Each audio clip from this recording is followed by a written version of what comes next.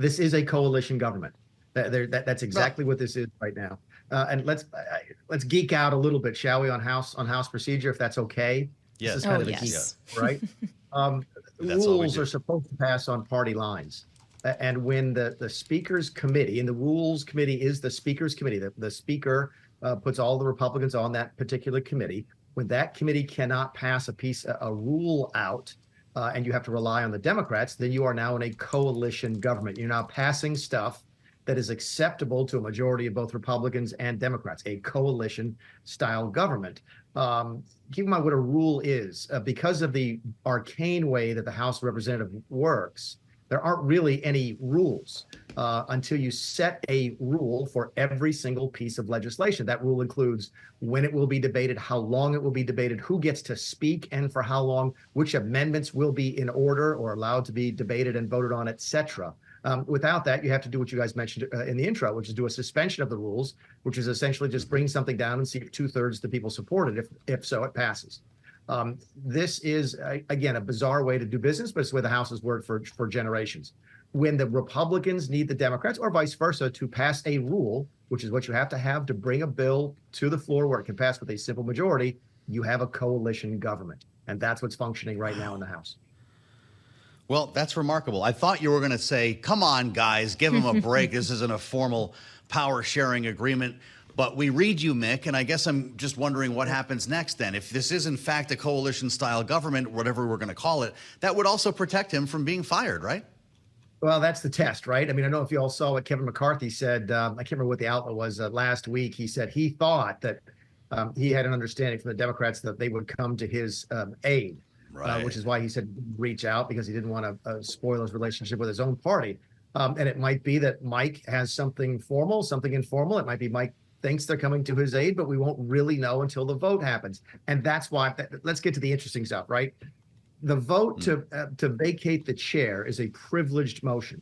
So anybody, now that it's been filed and it's ripened, it's sat in the hopper for X number of days, it can be brought up at any time by anyone. And once it is, it stops all other activity. So if Marjorie Taylor Greene and Thomas Massey are sincere about trying to stop what's happening on the floor, they could, in theory, not in theory, they could actually bring the motion now and bring the House to a halt, at least temporarily while they vote, or semi-permanently if it passes until they hire a new speaker. Well, Mick, I think it's interesting that some of those who cast a vote to oust Kevin McCarthy last fall are suggesting that they would not do so again this time because they have serious concerns. Either it's going to hurt the Republicans electorally come November, or because there's a real chance that Hakeem Jeffries could end up the House Speaker. What's different now that wasn't true when we were dealing with Kevin McCarthy inside the Republican Party, including the House Freedom Caucus? Bob Good does not seem to want to go along with us. Can you just try to take us inside that room and work through what you think they might be thinking? Yeah, I think some of the folks are starting to realize what poor decision-making they may have made when they removed Kevin McCarthy. They sort of brought this stain on the reputation of the Republican Party and didn't get better policies out of it anyway. So I think they're scratching their heads going, maybe all those people like Mulvaney who are saying this is a stupid move might have been right. By the way, one of my favorite sayings is that the biggest lie in Washington, D.C. is, I hate to say I told you so. Everybody loves saying I told you so in Washington, D.C. But I think a lot of folks are starting to realize that. I wouldn't diminish the role of Donald Trump here.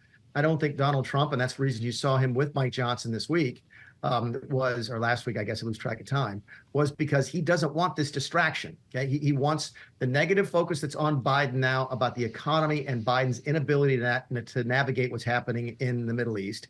And he wants the attention on his trials, which he is using now to his political gain. If the Republicans replace a speaker or move to replace a speaker, that goes to the top of the media list and it kicks him down one, maybe two notches, and he doesn't like that. So I think it's a combination of things, but keep in mind, and we had this conversation, Kailey, with John Boehner the day before he retired. He called a bunch of us into a room and said, or I think it was 6 or 8 of us, and said, are y'all going to bring the motion to vacate? And because it had been sitting there sort of like it is now for Mike Johnson. And we said, Mr. Speaker, no, we won't. We'll give you our word on that. But if anybody else does, we are going to vote to vacate the chair. And that's the question right now is, are those folks out there who are saying, I don't want to change the speaker. Let's not change the speaker. Now it's bad for the party, et cetera. If the vote actually comes down, will they vote to keep Mike Johnson in there, or will they vote to vote him out? Well, it's really something as your former House Freedom Caucus weighs in on this. To Kailey's point, they met last evening and decided that this motion to vacate was a bad idea. Mick, is it about the devil you know?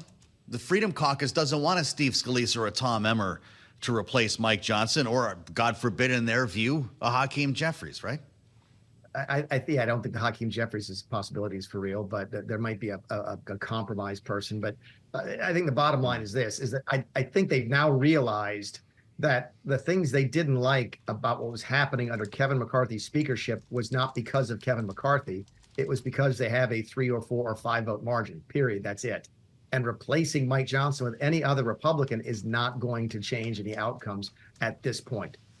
Nobody who they can imagine in their wildest dreams. Keep in mind, Mike Johnson was praised by the right wing when he took over as speaker. He was their win. I remember the right wing groups claiming that this is what it was all about. It was worth it to get rid of McCarthy because look at the great conservative and things are going to be different now. And yay team, and we were right.